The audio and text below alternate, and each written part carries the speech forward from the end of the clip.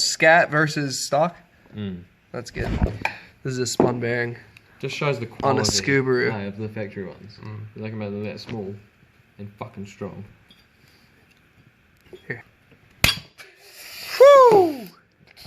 Oh, fuck. Wow, look how thin that it's rod's gone through it. Wow. Needs to be replaced. Fucked.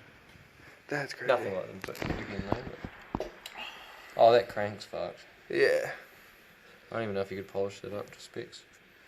Probably could, actually. Good.